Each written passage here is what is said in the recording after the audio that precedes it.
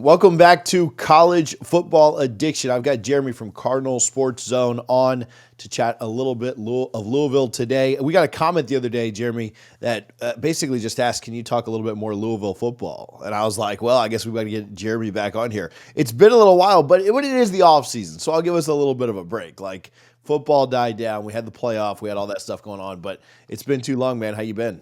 I've been doing good, man. I mean, you know how it is. Once football season's over with, you get to enjoy the fruits of college basketball and no crap, sorry.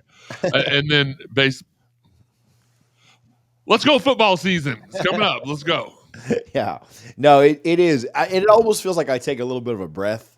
Like it is so wide open during football season and starting to do more than just one team, it became a lot. And so yeah, in this beginning part of February, I've just kind of been hanging out, just kind of chilling, doing a little bit here and there, but not nearly as deep as we had been going. But we do appreciate the Louisville fans that continue to jump in and chat with us. We appreciate BetUS. I'll give them some love here in a little bit. But Jeremy, let's talk a little offseason. What coming out of last year, feeling like Louisville had some high moments, had some low moments that could have certainly had a better year than they did, but they were really, really close. They played an incredibly tough schedule. They do that again, which we'll talk about here in a little bit.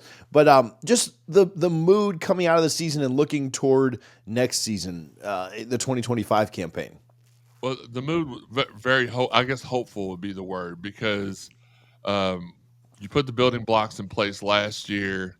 We've went really portal heavy the last two seasons, which is anybody that's got even a half a lick of sense knows when you got a new coach, you do kind of got to go portal heavy for the first couple seasons until you get your guys in there and get them acclimated to the system.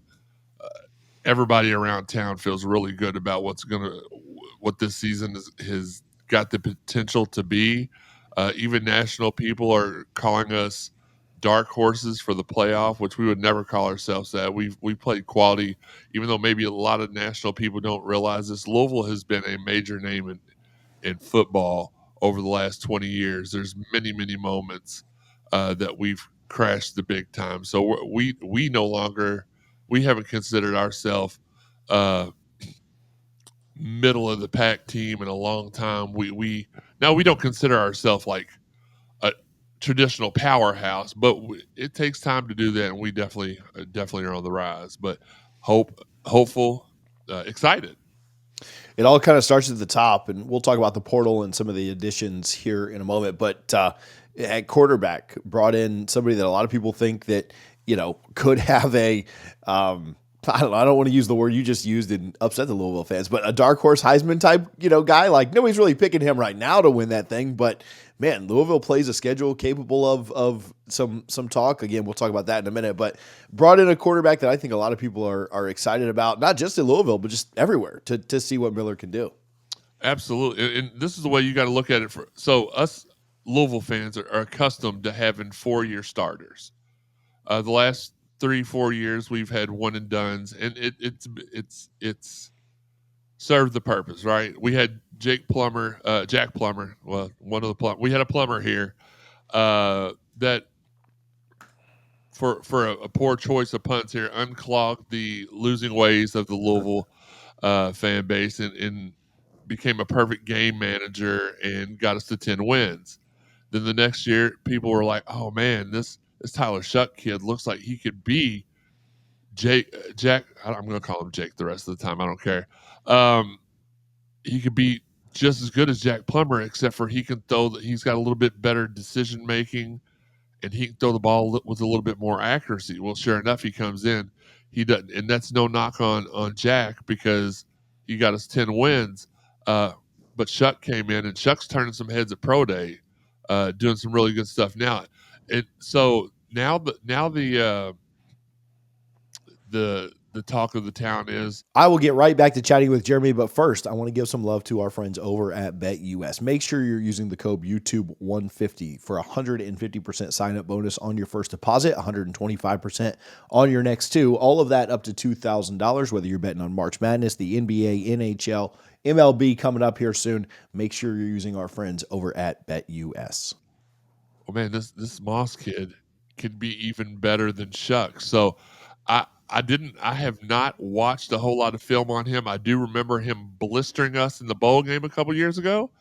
Um, but if he can be even half of what Jack Plummer was, hey, I did finally get it right. Then we're in for a treat here. As you said, once again we've got a top of the line ACC schedule, and it will give us plenty of opportunities to showcase anybody hoping to get a Heisman here in Louisville. We got the the freshman sensation running back duo coming, well, sophomore now, coming back this year that's going to punch some people. I'm actually looking forward to seeing this because it is a new style of Louisville football. Anybody that knows Louisville football knows it's been pass, pass, pass, and a little bit of 75-25 pass. Over the last, even leading back to our last coach, we have turned into more of a 50-50 type thing, deal, and it's more exciting than I thought it would be. So when you get the right athletes in place, that does tend to happen. What else have they done in the portal that has you kind of excited? What obviously the quarterback is anytime you bring in a transfer starting quarterback, like that's where a lot of the focus is going to go. But what else have they done that has you kind of hyped up and excited for next year? Well, and I can't wait to read the tagline when you post the video. Louisville expert says the craziest thing, goes to jail during the show or whatever it is. I'll be honest with you. We've not done a whole lot in the portal, and the reason is elementary. It's because he's built up this team over the last 2 years with transfers, and he is depending upon recruits and returners. I've heard a lot of people say, "Oh man, I'm so disappointed with their transfer class this year." No, you shouldn't be disappointed. You should revel in the fact that we're starting to rebuild. Well, why do we have to go to the portal so heavy the last 2 years? Well, because we literally lost half of our team with the coaching change, graduations, pros, all that stuff, and you have to. A lot of something a lot of fans don't have is patience. I do. You do. I know we've talked a whole lot.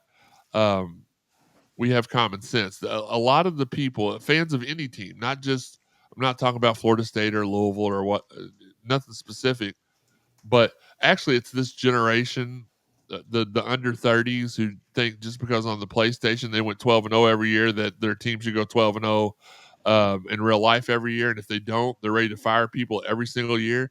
Uh, I guess if thinking the right way is old school, I guess I'm now entering old school status.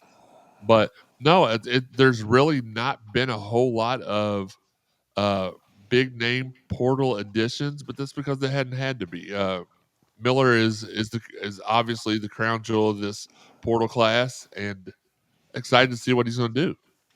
What is there a position group that heading into spring, which probably I don't know for us it's in about a month. It should be about the same kind of timeline for you guys. Is there a position group about a month out from spring? Here's what I need to get better for me to really think that Louisville is going to be a contender this year. What a great question. I don't, no worries on offense because we're going to have the 1-2. We got the passing, we got the rushing. The offensive line is stout. Got young. Maybe with losing MJ Griffin and Quincy Riley, I would say the defensive backs. But we've had so many people that played well last year that are going to step up. I guess if you made me absolutely pick, I would say the defensive backs. But I'm pretty confident in them. Yeah. Well, I wish I could be in your shoes because on my side of the fence, I'm worried about absolutely everything on my roster. So a better place to be for you to where you have much less worries.